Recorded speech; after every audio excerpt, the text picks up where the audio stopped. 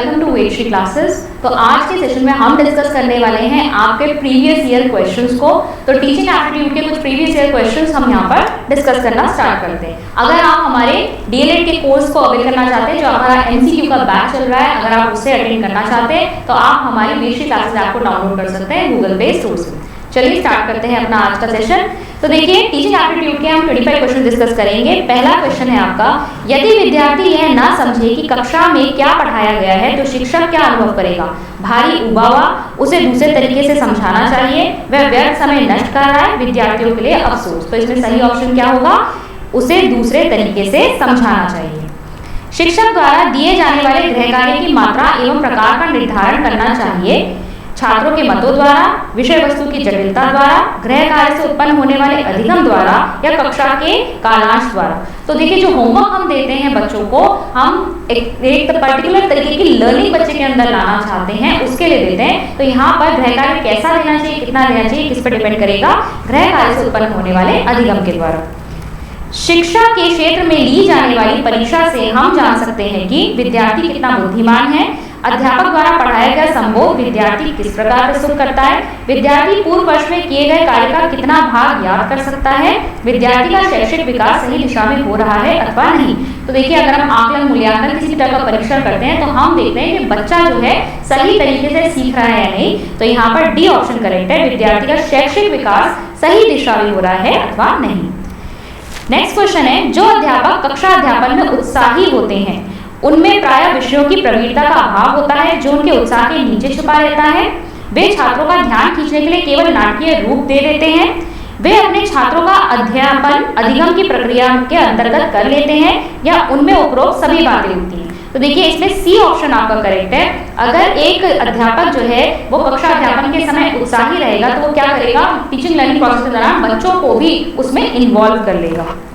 फिर देखिए next question, प्राथमिक स्तर के बच्चों को पढ़ना सिखाना हो तो उसका कठिनाई स्तर अमूढ़ से मूढ़ के क्रम में हो, कठिन से सरल के क्रम में हो, सरल से कठिन के क्रम में हो या विशिष्ट से सामान्य के क्रम में हो। तो देखिए, प्राइमरी लेवल पे जब आप बच्चों को पढ़ना सिखाते हैं तो आपको सरल से कठिन में जाना होता है। वैसे हम किसी भी लेवल की बात करें तो हमेशा आपको कैसे मूव करना चाहिए? Simple to complex. पहले आप सरल चीज बच्चे को सिखाइए और फिर आप जटिल चीज की हो जाइए। तो यहाँ पर सही ऑप्शन क्या है? C option.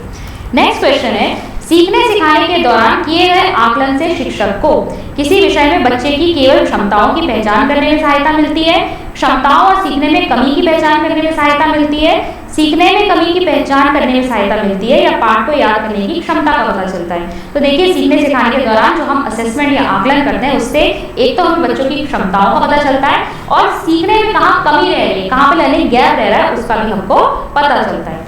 फिर है आपका व्यापक आकलन का अर्थ है बच्चे के सर्वांगीण प्रकृति के बारे में जानकारी, बच्चे की समेकित प्रकृति के बारे में जानकारी, बच्चे की मौखिक अभिव्यक्ति के बारे में जानकारी या बच्चे की लिखित अभिव्यक्ति के बारे में जानकारी।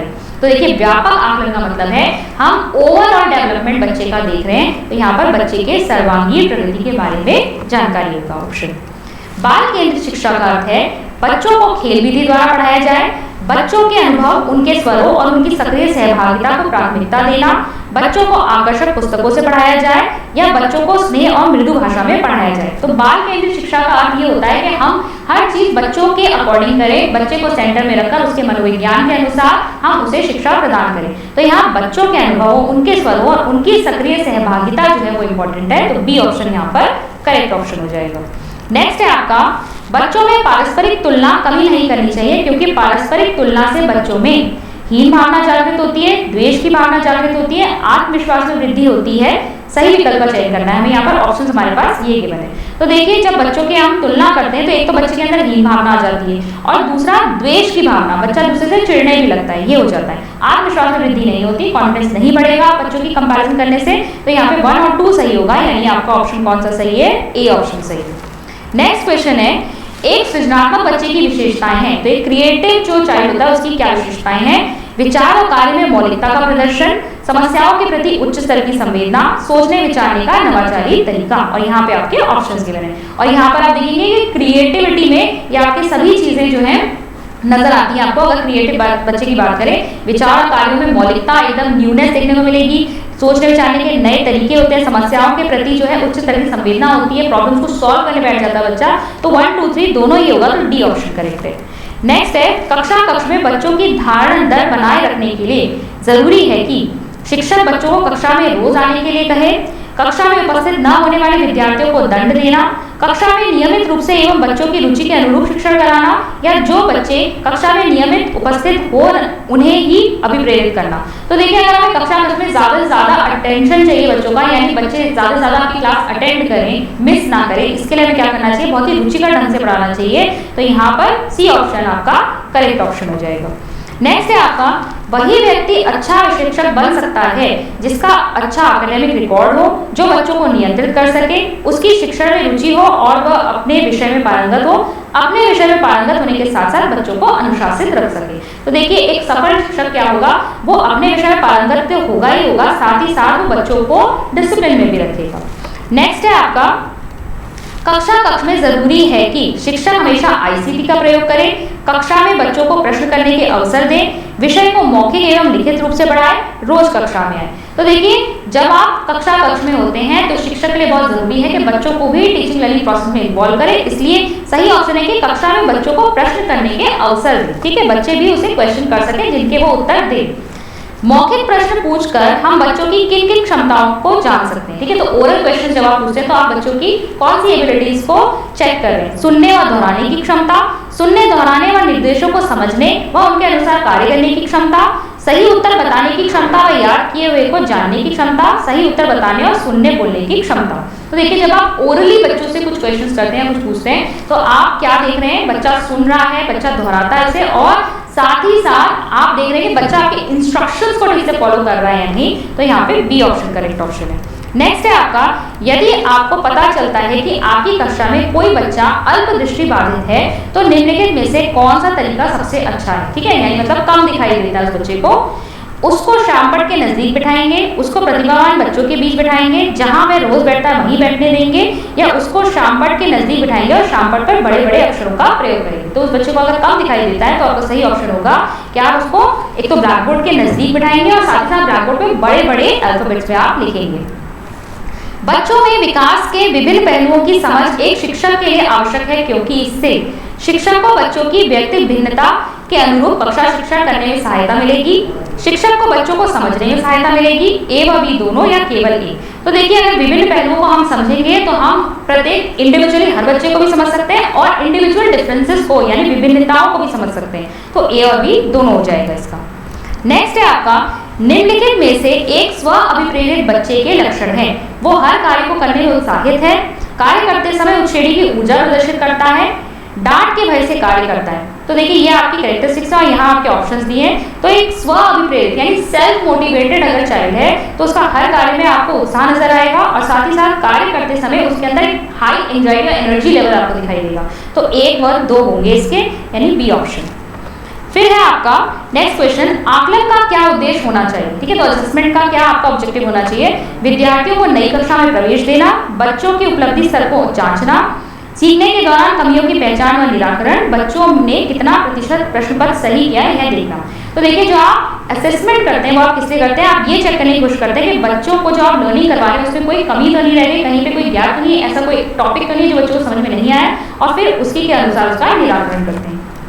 नेक्स्ट है आपका, समान शैक्षिक अवसर इस कथन से तात्पर्य है सभी लोगों को एक जैसी शिक्षा देना, सभी को समान अवसर प्रदान करना जिससे वे अपनी योग्यता के अनुरूप शिक्षा प्राप्त कर सके, सभी को शिक्षा प्राप्त करने के लिए योजनाएं बताना। तो देखिए, समान शैक्षिक अवसर का अर्थ आपका सेकंड वाला है कि सभी को समान अवसर मिले कि वो अपनी योग्यता के अनुरूप जो है शिक्षा प्राप्त कर सके। तो इसमें आपका ऑप्शन सही क्या होगा, केवल 2, डी ऑप्शन। नेक्स्ट है आपका, निम्नलिखित में से कौन सा कथन शिक्षण के संदर्भ में सत्य है। उत्तम शिक्षा वह है जिसमें शिक्षक और शिक्षार्थी दोनों क्रियाशील रहते हैं। शिक्षण का अर्थ है विद्यार्थियों को अधिक से अधिक जानकारी देना। शिक्षण का अर्थ है श्रव्य दृश्य सामग्री का प्रयोग करना। शिक्षण वह प्रक्रिया है जिसमें विद्यार्थी शिक्षक के विचारों से प्रभावित होते हैं। तो देखिए, टीचिंग लर्निंग प्रोसेस में आपका उत्तम शिक्षण वह माना जाता है जिसमें टीचर और स्टूडेंट दोनों इन्वॉल्व होते हैं और दोनों ही एक्टिव है। विद्यार्थियों में नैतिक गुणों का विकास तब हो सकता है जब शिक्षक नैतिक गुणों से संबंधित कहानियां सुनाए, स्वयं नैतिक गुणों का अनुकरण करें व विद्यार्थियों को प्रेरित करें, समय समय पर विद्यार्थियों को नैतिक गुणों पर सामग्री एकत्रित करने के लिए कहें या आध्यात्मिक विषय पर शिक्षक बच्चों से बातचीत करें। तो देखिए डिसिप्लिन या हमें कोई भी रूल्स बच्चों से फॉलो करवाने होते हैं तो सबसे पहले हमें उन्हें खुद फॉलो करना होता है ताकि हमें देखकर बच्चा भी डिसिप्लिन हो सके। तो यहाँ पर सही ऑप्शन क्या होगा, स्वयं नैतिक गुणों का अनुकरण करें व विद्यार्थियों को अभिप्रेरित करें। क्वेश्चन नंबर 172 देखेंगे, यदि कोई शिक्षक अपने विषय का पाठ्यक्रम समय पर पूरा नहीं कर पाता है तो सबसे अच्छा तरीका कौन सा होगा जो उसे करना चाहिए। पाठ्यक्रम पूरा करने के लिए अतिरिक्त कक्षा लेनी चाहिए, जहां तक पढ़ाया है वहीं तक के प्रश्न पूछने चाहिए, अधूरे पाठ्यक्रम से केवल महत्वपूर्ण प्रश्न और उत्तर बच्चों को बताने चाहिए, विद्यार्थियों को पाठ्यक्रम स्वयं पूरा करने के लिए कहना चाहिए। तो यहाँ पे सही ऑप्शन क्या है आपका, पाठ्यक्रम पूरा करने के लिए आपको अतिरिक्त कक्षाएं लेनी चाहिए। नेक्स्ट क्वेश्चन है आपका, यदि विषय शिक्षक को कक्षा शिक्षण के दौरान विद्यार्थी द्वारा पूछे गए प्रश्न का उत्तर नहीं आता है तो उसे क्या करना चाहिए। विद्यार्थियों को ऐसे ही उत्तर दे देना चाहिए, उसे डांट कर बैठने के लिए कहना चाहिए, उसे कहना चाहिए कि इसका उत्तर विस्तार से अध्ययन के बाद बताएंगे या उसे कक्षा कक्ष से बाहर जाने के लिए कहेंगे। तो अगर किसी टीचर को मान लीजिए कोई क्वेश्चन का आंसर नहीं आता है तो उसे क्या कहना चाहिए कि बाद में वो उसका अध्ययन करके उसका उत्तर बच्चे को देंगे। फिर है आपका क्वेश्चन नेक्स्ट, यदि आपकी कक्षा में कोई विद्यार्थी अधिकतर अनुपस्थित रहता है तो आप क्या करेंगे। इस विषय में प्रधानाचार्य को सूचित करेंगे, इस ओर ध्यान नहीं देंगे, उसके कक्षा में अनुपस्थित होने का कारण जानेंगे, उसका नाम उपस्थिति पंजिका से काट देंगे। तो यहाँ पर हम क्या करेंगे, कारण जानने की कोशिश करेंगे कि बच्चा क्यों अनुपस्थित रह रहा है। और लास्ट क्वेश्चन देखेंगे, विद्यालय में शिक्षक अभिभावक बैठक आयोजित करने के क्या उद्देश्य होने चाहिए। अभिभावकों को बच्चों के विषयवार अंकों के बारे में सूचना देना, बच्चे के सबल एवं कमजोर पक्षों के विषय में चर्चा करना, बच्चे जिन विषयों में अच्छा प्रदर्शन नहीं कर पा रहे केवल यह बताना या बच्चे की उपलब्धियों को ही बताना। तो देखिए जब पेरेंट टीचर मीटिंग होती है तो वहां पर हम बच्चे के जो स्ट्रॉन्ग पॉइंट्स और जो वीक पॉइंट्स हैं दोनों को डिस्कस करते हैं। तो यहाँ पे आपका बी ऑप्शन हो जाएगा, बच्चे के सबल एवं कमजोर पक्षों के विषय में चर्चा करना। तो आई होप आज के एमसीक्यूज आपको यूजफुल लगे होंगे। मैं मिलती हूँ आपसे नेक्स्ट सेशन में। Thank you.